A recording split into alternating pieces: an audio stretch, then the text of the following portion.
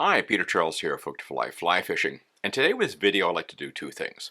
First off, I want to talk about a little bit about my new setup for fly tying. I've simplified things, and so we're going to have a single camera on the fly, plus you'll see a larger view where you can see what I'm actually doing in terms of manipulating material, so I thought that would be useful. As far as this video is concerned, I'm going to talk about designing our own flies and what I've done when I've designed my flies.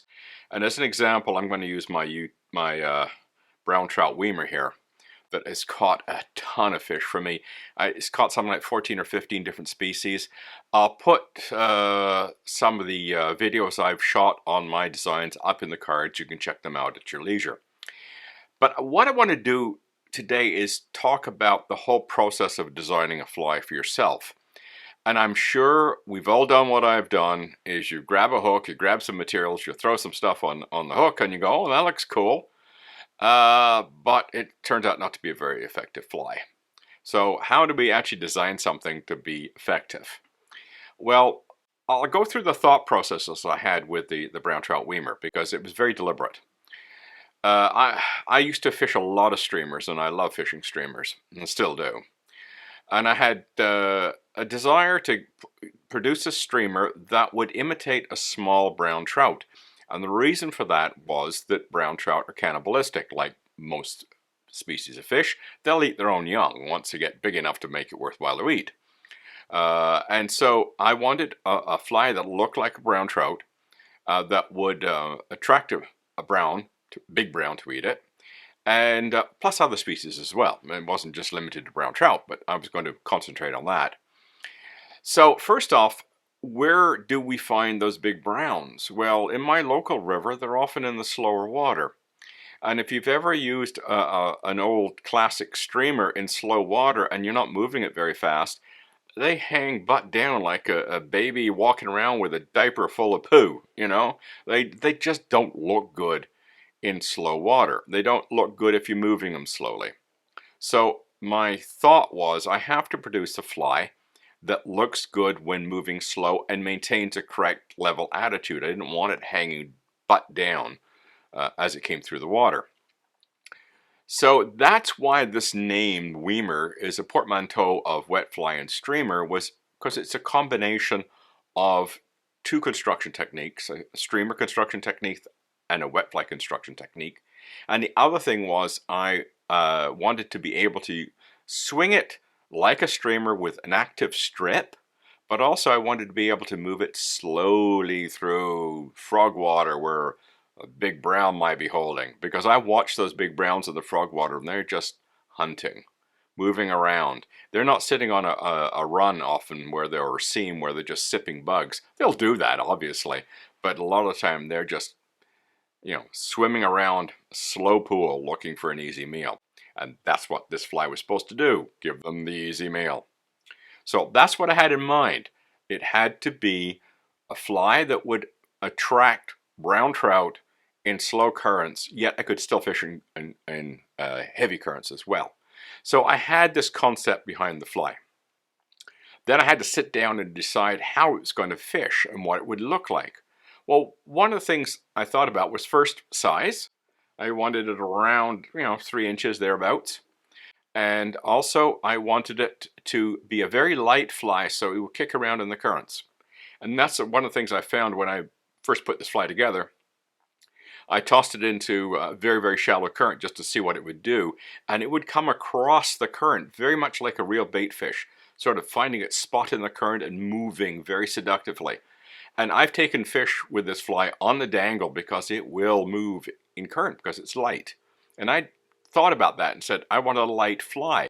So the first thing I chose was this Alex Jackson No. 5 Spey hook because it's a very light wire hook. And it's relatively short compared to the entire length of the fly, which is okay because browns are headhunters. They go for the head of the fly. And so do smallmouth, for example, and pike. A lot of the carnivores go for the head. So having a relatively short hook was not a big problem for me. It enabled me to keep the fly long with a short, light hook, so this thing wouldn't sag when fished in slow currents. Now, the other thing, when keeping that in mind about the current speed and how I'm going to fish it, then came choice of materials and how I wanted to look. Well, first off, these small fish tend to be somewhat translucent, and they are quite skinny. So you didn't want a huge bulky fly, but you wanted the materials that would move in slow currents as well as look good when going quickly. So it meant that I wanted to use marabou, and the wing was Icelandic sheep or goat hair. There's a number of different materials. You could use silver fox, the very fine hair stuff. Bucktail was too stiff, so I wanted something more flexible than bucktail. And the other thing is I wanted marabou for the body because marabou moves beautifully in slow currents. Put a little bit of flash on it, and I chose gold versus silver. I could have gone with silver. I could have gone with pearlescent, which is one of my favorites. I use it a lot on my streamers. But I went with gold on this one because of the idea that the fish, the little trout, tend to kind of have this honey color. And so the gold would help to enhance that kind of honey look to the back of a small brown. So that's what I was going for. Plus it had to have eyes, that was important. And so when I sat down to think this through, I came up with a list of criteria that the fly had to be capable of performing, which was the slow currents, look good in fast currents, move seductively, move like a real bait fish and not move, not be locked into one position in the water. I didn't want it sinking too fast. I wanted to be able to sort of maintain it in current where I wanted it. I had to be able to get down, but I didn't need it to go down like a rock. When you add weight to streamers, you tend to kill our action a little bit. So I kept it light, but I also kept it very sparse because those bait fish are not great big thick things. So it had to be sparse. So when I put on the marabou, I only used one side of the marabou feather. I stripped the other side. So it's only one side of marabou that's on here. So as a consequence, I put this fly together with a very specific criteria. So if you're going to tie your own flies, you want to know what you're trying to do with the fly, what kind of species you're after, what kind of species you're imitating, how does that species behave, how does the fish feed on that species, your target species, feed on that bait fish or that insect. You have to go through that thought process before you start putting materials on the hook.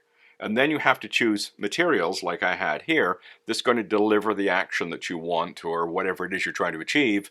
You have to have the right materials. And I deliberately chose these materials to do the job. And it's proven out in practice that I've caught a ton of fish on this fly. And it's worked simply because I sat down and thought through the whole process before I started tying the fly.